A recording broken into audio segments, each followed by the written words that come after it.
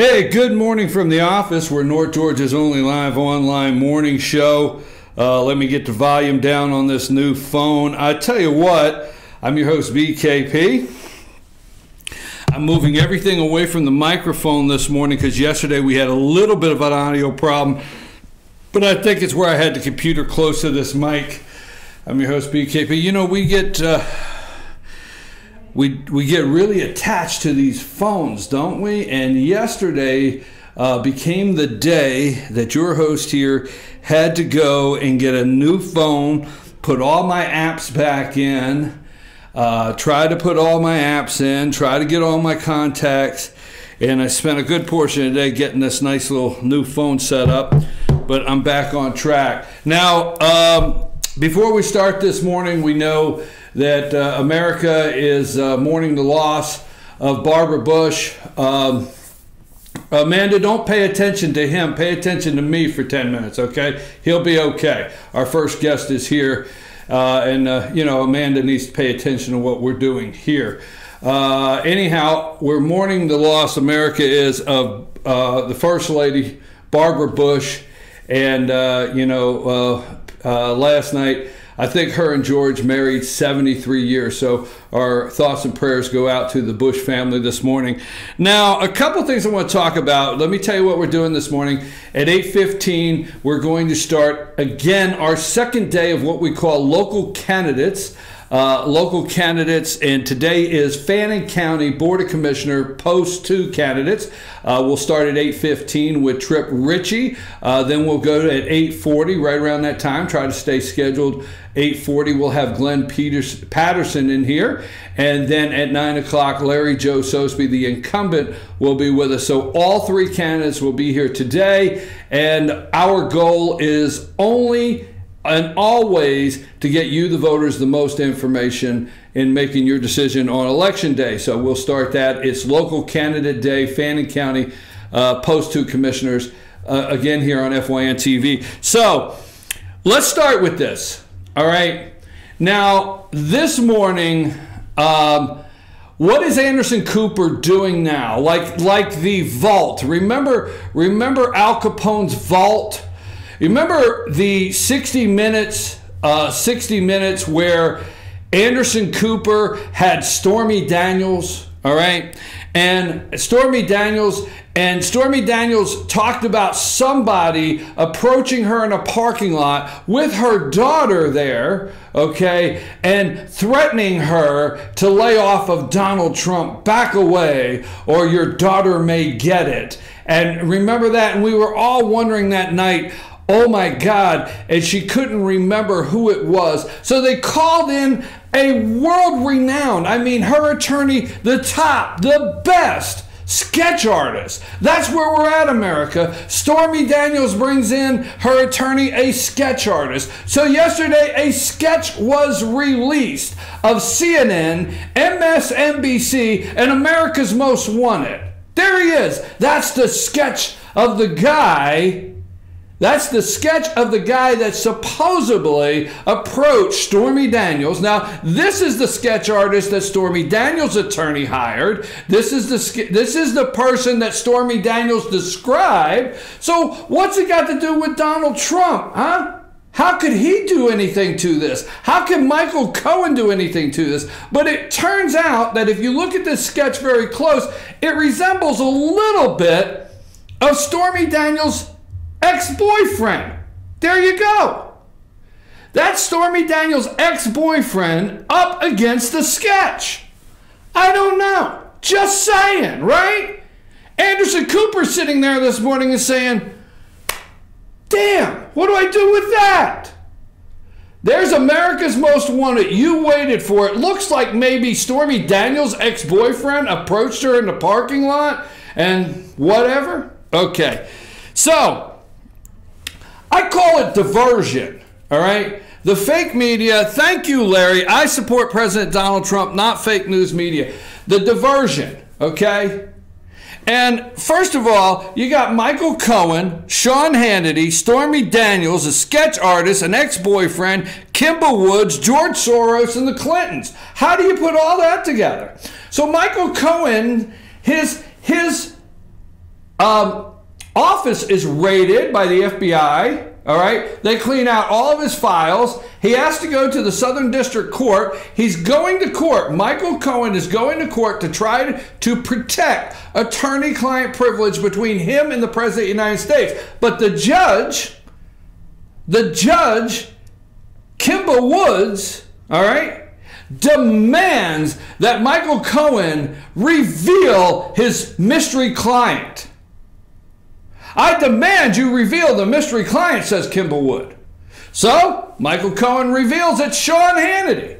So the media goes nuts. It's the diversion. Sean Hannity, secret client, right? Secret client Sean Hannity of Michael Cohen tied to Donald Trump. It's all over the media yesterday. They blew it up. The bombshell report, Shepard Smith, everybody. But where in the media, when you opened up this morning, do you hear that Kimba Woods presided over George Soros's wedding? That's right. Judge Kimba Woods, right there, a lefty, she presided over George Soros. I think when George Soros got married, he was 83 and his wife's 45. Seriously, it's not a joke. You can Google all this. But Kimba Woods, the judge that made Michael Cohen reveal, right, his secret client, which turned out to be Sean Hannity, which the left absolutely loved yesterday. The left just forgot to say that the judge that's hearing the Michael Cohen attorney-client privilege case with the President of the United States presided over George Soros's wedding. Now, what else do we know? We don't have enough time because we're definitely going to stay on track this morning. This is the diversion, America. All right, what else do we know? We know that Kimba Woods was appointed and friends with the Clintons. Hillary Clinton, very good friends. Judge Kimba Woods is a very good friend of the Clintons. You know, I don't know if you know it out there. In my generation, there's an old game that went back in the 80s. It was called the Kevin Bacon game. And in the Kevin Bacon game, everything you said could go back to Kevin Bacon. Interesting that every single thing that's happening in this President Donald Trump takedown all keeps coming back to the Clintons. So Kimba Wood is George Soros, presided over George Soros's wedding, good friend of the Clintons, all right, close friend with Hillary. She's making the call, but she ousted who? Who did she oust? She ousted Sean Hannity, and the media loved it. Diversion. How about this for, do you use the word ironic? So you got Stormy Daniels and a porn star. You've got Daltrey, I forget her name, or Daltrey or whatever, or Doherty or whatever, a former Playboy model, centerfold that President Trump allegedly had an affair with. But Kimba Woods is a former Playboy bunny. I'm not joking. How do you put all that together? How's that happen? How do those stars align that the judge that is listening to Stormy Daniels and all this stuff is a former Playboy bunny? You figure it out, okay? So what I want to go with also is James Comey's on Stephen Colbert last night. These are diversions, all right? So the former disgraced FBI, head of the FBI, James Comey, goes on Stephen Colbert last night. Now he did a 1 hour with George Stephanopoulos Sunday night, right? And now he's doing the book tour. Dignity? Really? Really, dignity? They are still trying to say, hey, you know what? President Trump has hurt the dignity, the character, the FBI. I don't think so. This guy is clinking glasses with Stephen Colbert. If you could write something underneath what you're looking at now on the screen between the two of them, would you write like, we got him? We got him, like they're celebrating that they're trying to get the President of the United States? And you don't think that Kimba Woods, that the dossier, that James Comey, Hillary Clinton, George Soros, you don't think? Well, I'm telling you, we don't have enough time. Now, we're going to talk about all of this diversion at 9:30. After we finish with our candidates, we're going to go back to this. Now, there's one more thing I want to do that the media is not talking about in my next couple minutes. A little bit of what I want to do here. Bear with me. This is not my usual setup. You know that. Is the divide and conquer. Okay, the media thinks every day if they can divide and conquer within the White House. Now, recently, they're wanting you to believe that James Mattis, okay?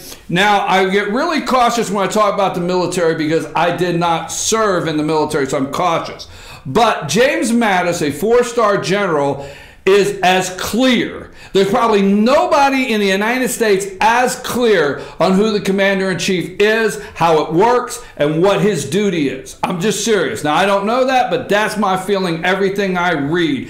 James Mattis, Donald Trump is the commander-in-chief, and he does not forget it. All right. So the point is you've got Michael Bolton that was just appointed NSA director, the national security advisor to the president of the United States, and the left hates Michael Bolton, right? And James Mattis is this great four-star general that's supposed to be keeping civility, keeping focus for the president, and really has his ear. So first week out of the box, we attack, sorry for the poor choice of words, we respond in Syria to what is allegedly a chemical attack that's still be going through, but we respond with our allies, the French and the Brits over there. We respond with them and on this chemical attack.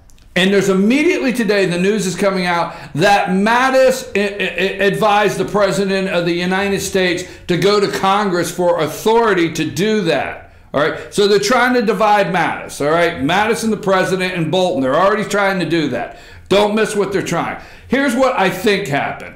I think they got in a room and they went over all the scenarios, and it's James Mattis as the Secretary of Defense. It's James Mattis's responsibility to give the president all the options. And I think what happened in that meeting is he said, Mr. President, here's an option that if you go to Congress for authority, we can expand the mission if necessary. We can go further. We can go much further than just a response. If we have to expand the mission, it's probably best we go to Congress, and then we'll have full authority to do what we want, right? That's probably what happened, but no, not the media. Nikki Haley, UN. We'll get into that. They're trying to divide Nikki Haley and the UN and Larry Kudlow. Larry Kudlow, he is a little afraid of yelling sanctions on Russia because he doesn't want the stock market to react this way and that way. So Larry Kudlow comes out yesterday. He's the chief financial advisor for the President of the United States. And Larry Kudlow comes out and he says, well, Nikki Haley, the UN ambassador, may have overstepped, may have stepped a little too fast, may have spoke too early about increased sanctions, but you know, we're still weighing that. And then Nikki Haley says, hey, no, I didn't. I did not misunderstand. So the media is trying to divide them within the Trump administration. I do not want to go to break without this. Mike Pompeo spent Easter, CIA Director Mike Pompeo spent Easter with North Korea's President Kim Jong-un, all right, and laid out the details for the meeting with the president. You see, the media, the left media, cannot have success here. Here's something I want to say before we go to break. Do you realize that there's only a ceasefire been signed by North and South Korea? Do you realize that? Do you realize it's an armistice deal, meaning a truce, all right? That's it. They decided not to shoot at each other since, I think, 1953. But there's no peace treaty, folks. To them, to the North, the war is not over. The only thing laying out there is a ceasefire. This month, there's talk of North and South Korea meeting and signing a peace agreement. Finally, since the 50s, a peace agreement. You're not getting that on the news this morning. They're not telling you about that. No. They don't want you to know that. Mike Pompeo's over there laying the groundwork for the meeting with the President of the United States. See, that could be very successful. Another thing they won't tell you is approximately 4 million Americans this morning are not signed up for welfare, food stamps, government assisted. They don't tell you that. I tried to. We're going to tell you a lot more. I got more to go over on the divide and conquer. And, oh yeah, just last week, wasn't it Scott Pruitt, the EPA director? It was just last week, Scott Pruitt, the EPA director. They were trying to get rid of him. This week it's Nikki Haley, it's John Bolton, it's Mattis. Every day they want to divide the President of the United States. No news. I watched 6 a.m. this morning. Good Morning Joe, Morning Joe, Coffee Joe, whoever the hell he is. I watched him at 6 a.m. this morning. No discussion whatsoever that the President of the United States is meeting with the President down at Mar-a-Lago in Florida, meeting with the President of Japan, and discussing a trade agreement. Nothing. Folks, I've gone too long. I'm behind about 5 minutes. I'm sorry to hold up our guests. When we come back, we start our local candidate day with Post 2, Fannin County Post 2 Commissioner candidates right on the other side of this break. Take us to break, Amanda.